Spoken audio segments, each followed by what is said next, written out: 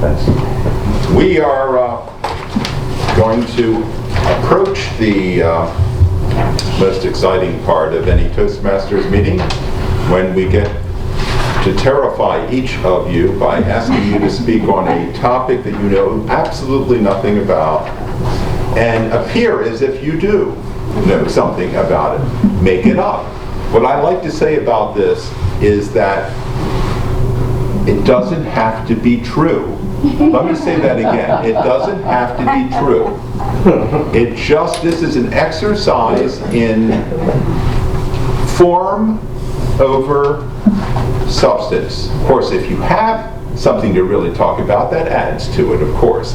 But it's how smooth you look in handling the topic. Now, before I go into that, I want to do a couple more quotations. The rock and roll singer Bob Seger, yes, said, "I write probably 80% of my stuff over the winter." That's another example of the fact that when it's cold outside, there's nothing else to do except create.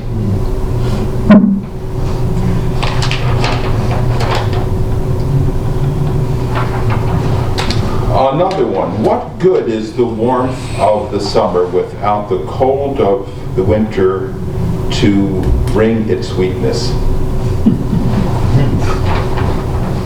And this one, when I was young, I loved the summer and I hated the winter. When I got older, I loved the winter and I hated the summer. Now I'm even older and wiser and I hate both of them.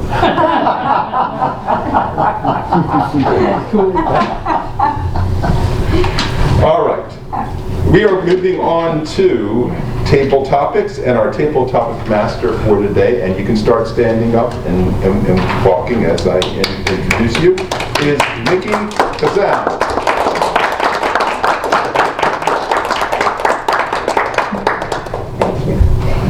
Thank you. I love what you had to say about, with regard to the table topics, that you can make up a story. Absolutely. I never thought of that, and that opens things up. And I also wanted to say that I loved your story, Richard, and it sounded like a Fred Rogers statement about success. So the table topics is the section in the Toastmaster meeting where we get the opportunity to practice the art of impromptu speaking, and to lie a little bit too. So the members who are not assigned to a role will be asked to answer a question, and you don't have to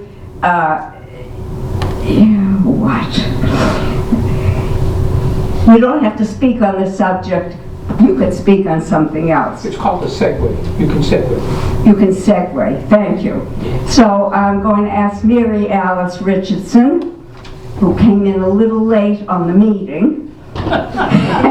And so yeah, first you come up here. Let's give a hand to Mary Alice. What's the topic you're going to ask her? I'm going to ask you, what is your favorite activity during winter?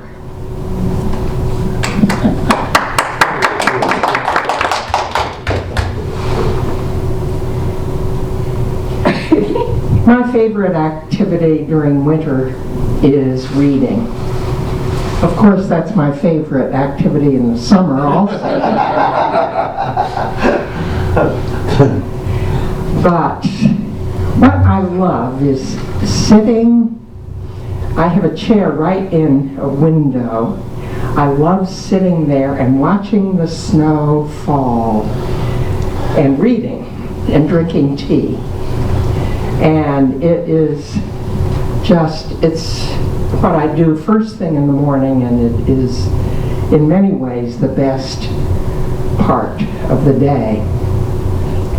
Other than that, I'd like to say that I think exercise is especially important in the winter because you need to stretch out, you need to get limber and flexible and get rid of all that tension that builds up when you're cold. I guess that's it. Thank you. Thank you very much. Ramiro, I'd like to ask you the next question. Do you like or dislike snow? You don't have to tell the truth.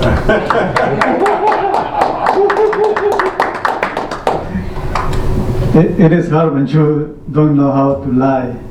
So you really have to tell the truth, or appear like you're telling the truth.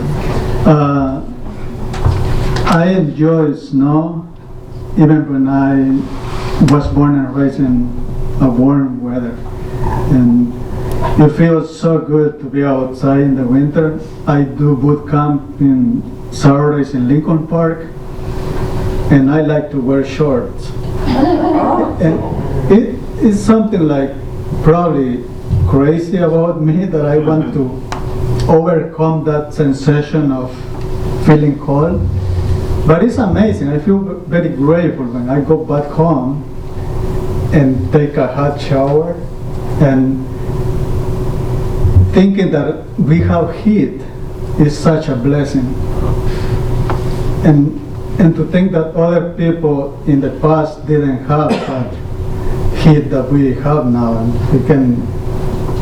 we have many resources. So I feel very grateful, and I enjoy snow. And I hope to keep enjoying until I get old. Thank you.